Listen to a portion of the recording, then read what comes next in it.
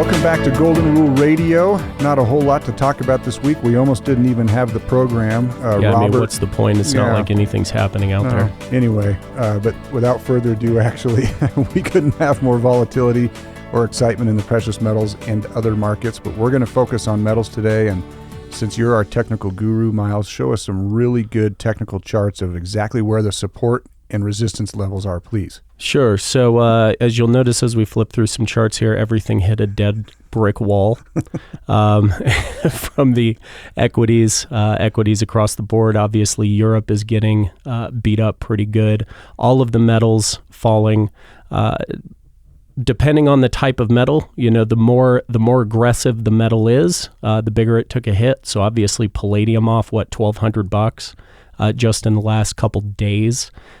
Silver off substantially, down under 13, and pushing prices on the silver chart that we haven't seen since about 2009. Yeah, actually, we saw even below 12. Right.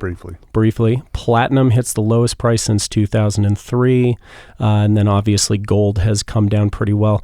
I was thinking about this a couple days ago. I was taking the trash out the other night. And I was thinking, I gave up on 1485 about 2 weeks ago. And I tend to do that, right? We see 1500, we see 16, we finally saw 1700. And I finally said, you know what, maybe I'm wrong. Maybe we're not going back to those long-term fib numbers. But lo and behold, even amidst crisis, we still come in, we get down to about 1470 something, hit that 1485 number, bounce right back up and jump up $50-$60 from there. So gold's currently sitting just under 1,500 now. And honestly, anytime you have this type of panic scare, regardless of the catalyst, COVID-19 and the economic issues, the economic slowdown in Europe and here, with all of us staying home, or a lot of us staying home, confining ourselves to very limited movement, the economic shock we're going to see and how that gets paid for over the next couple of years, I think we're in for a wild ride.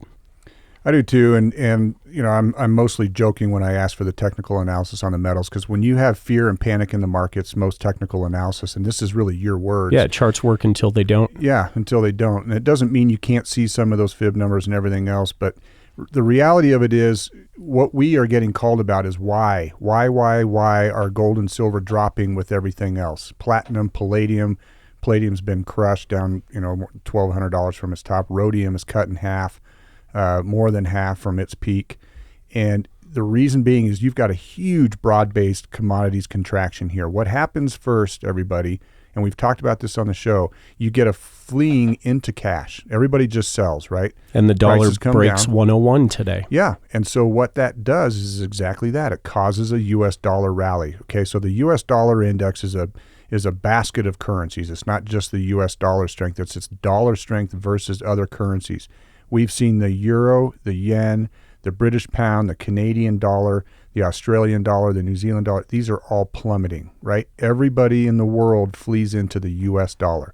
So in nominal value terms, the spot prices measured in U.S. dollars here in the United States are absolutely going to be declining because you have this capital flight into cash. We saw the same thing happen in 2008, and we've talked about it multiple times on this show in the last 2 years. When 2008 first hit and the equities markets crashed, gold and silver came down as well. Gold came off 28% peak to trough. Silver came off 58% peak to trough, okay? We're seeing them inch towards those numbers here again, presenting us with amazing opportunities to step in. But Miles, tell us what the problem is with that. Sure, because we've been talking about this being the first step in the next major bull market as it kicks off and as the Dow turns down, and that's the segregation from the paper gold market, the futures and options market, segregating itself from the physical product market. Total separation. So being that we are a physical product company, ICA is a physical metals firm, we want to talk a little bit today about what we're seeing in the physical market, because you are seeing a complete disconnect of those two prices right now. And any of you listening to the show, I'm sure a few of you have called your dealers and a lot of you have called us. You know what's available out there. Not much. That's right. And we're getting no panic calls. You had said that before the show. You're proud of our listeners and our clients because we're not getting panic calls. No, nobody's, people are calling in. They've been sitting on cash. They've been waiting for an opportunity to pop up.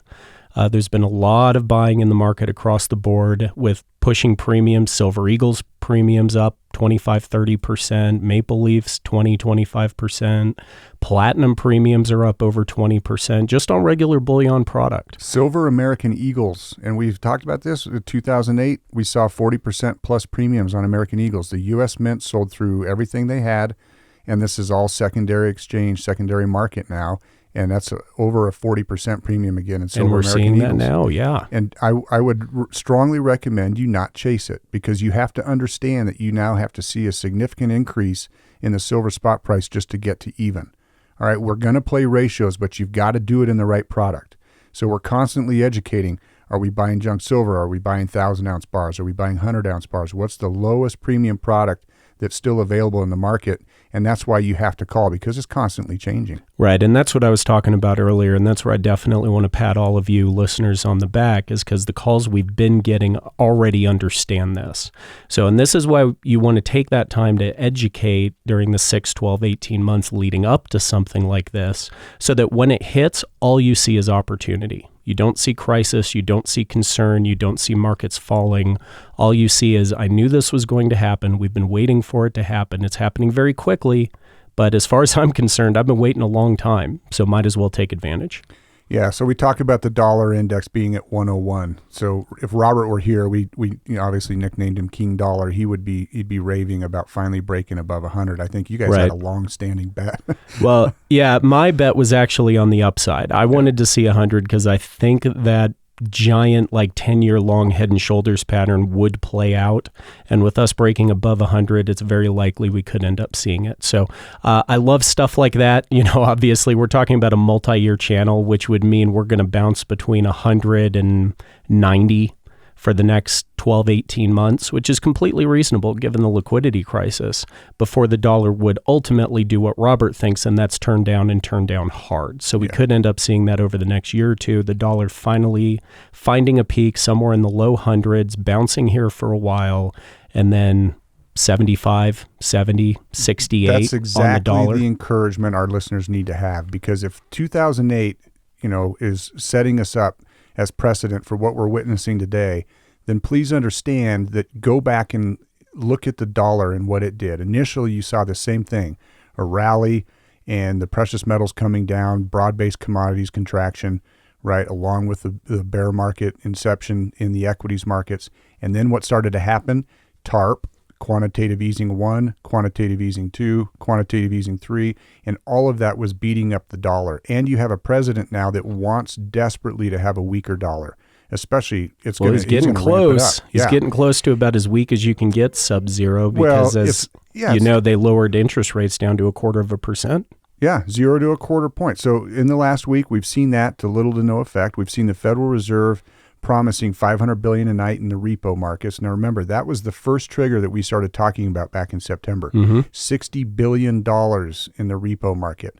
To me, that was an indication that all of this was baked in, right? And now it's gone 60 to 100 to 150 to 175, and then all of a sudden, boom, $500 billion in a night. And they've done that 2 of the last 3 nights.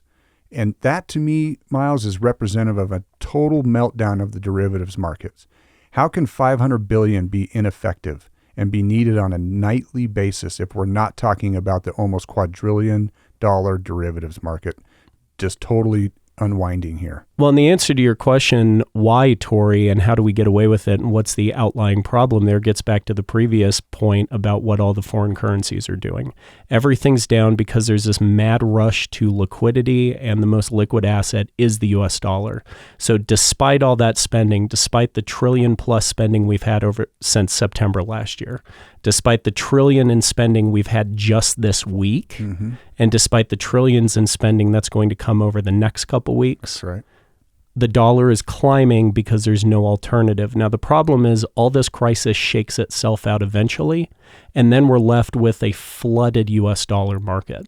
And that's when we see things turn. That's why it ended up going down to the low 70s back in 2009, 10, and when gold and silver were hitting all-time highs. You have to remember, it didn't happen overnight. It took a couple of years, because it took a couple of years for the dollar to lose that strength and drop that far on the dollar index. Be prepared, but you're looking at this floor opportunity. The problem, again, is if the spot price continues to drop, if you're waiting, you're crazy. You may not realize it. Back to your point, Miles. Yeah, that's why you're seeing this rampant disconnect between physical product and paper product. It's a distrust in the system and an immediate rush to liquidity. And the people who are liquid are picking up real assets at whatever price possible until they're gone. And that's what we're witnessing right now. We are 99% buys. It's been the 4 straight busiest days, busier than any point for me in 2008 or 9.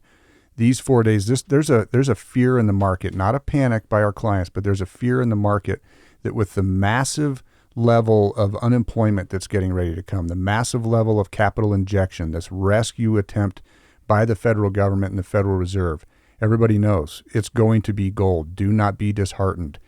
Back up the truck. This is your opportunity, and let 2008 and 9 again be somewhat of a template for you. And I'll tell you this, something that President Trump said on Saturday morning's press conference that I haven't heard anybody mention anywhere. He was really strong-arming Fed Chairman Powell about doing something with the interest rates. And the next day he did. Sunday evening this happened where, we saw the rate cut.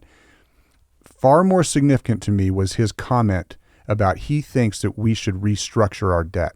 Now, do you understand what that means? That's default. We're going back to Greece in the sovereign debt crisis in 2010 and 11.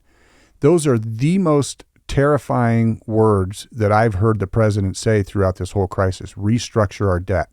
And just because you have more favorable terms doesn't mean you're not defaulting on your debt. It would be a default, and watch what happens to the U.S. dollar and the bond market if we default. So finally, Tori, I got to ask you, with all this price volatility, what do our ratios look like? Oh, man, this is all-time records. How about that? And I do have to give a shout out to Nathan. He did ask me the question a couple weeks ago. If in fact we see the equities markets really come down and the gold and silver prices come down with it, wouldn't we expect to see the ratio widen and maybe set an all-time high? And he nailed it. And we're at 124 to 1, right? Coming off a previous record high of just a blip on the radar of 101 back in the early 90s. So here we are, 124 to 1. Buy silver. Unfortunately, we're up against our supply issues, but we can still do it. We can do it till we can't. Yep. So on that point, let me tell you the Gary story. So I have a client that we did just transition some gold into silver today. Now, Gary, I do have his permission to tell the story. Gary actually transitioned some silver into gold back on April 11th, 2009, when the ratio was 35 to 1. Today, with the ratio being at 124 to 1, transitioned that gold back into silver. So from time to time, you can ring the bell. You can hit the highs and the lows because he was about a week early on the low side. That ratio did get down to about 31. So he missed it by 4 points, but at this point he could care less, transitioning back over at 120. So I know. Let's make Gary a chart. Right. Yeah. So we're going to send Gary a nice chart that he can print off and frame and hang on his wall. Here's where I swapped once. Here's where I swapped a second time. And it's just a nice iteration because, again, we had that other client I talked about a couple weeks ago on the platinum and palladium swinging pretty hard and hitting that good. So yeah, 400%, 500% increase in ounces. And the beautiful thing is when you price everything in terms of each other, as opposed to just looking at this heavily manipulated, heavily inflated U.S. dollar terms, then you can just sit back and not care what the dollar price is because you're turning 20 ounces into 40 into 80. And that's far more powerful than turning 10 grand into 20 grand because you're turning 10 grand into 80 grand or whatever the price happens to be at the time. Yeah, just riding that ratio through the 70s, an original $10,000 investment ended up being worth more than $1 million in gold by the time 1980 had come to a close. Just by playing conservative ratios back and forth every handful of years. That's right.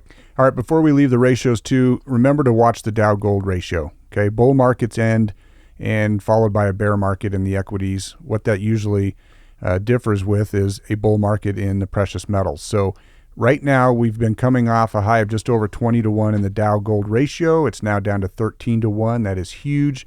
Just remember the 5 major bear markets in U.S. history didn't stop until we were 6, 4, 3, 2, and even 1 to 1 on the Dow gold ratio. And what that means is if we even go to 6 to 1, you're looking at 12,000 on the Dow, 2,000 on gold. That's completely realistic. So that's going to do it for us for Golden Rule Radio this week. Once again, we do just want to reiterate, we appreciate you joining us every week. We certainly appreciate the calls we've been getting this week, the very thoughtful, non-panicky, opportunistic look into the market that all of our listeners, all of our clients have had. I encourage you to continue to look at the markets this way. Keep yourself liquid, keep your powder dry, and continue to find those opportunities as they present themselves. Encourage you to give us a buzz if you haven't done so already. Our advisors obviously are busy taking your calls, but we will certainly work through those as quickly as we possibly can. So if you haven't touched base with your advisor at ICA, give us a call at 1-800-525-9556. Head on over to our website, McIlvaney.com. You can find us on Twitter at ICA Gold or Facebook, McIlvaney Financial. Thank you very much. Have a blessed and healthy and safe week.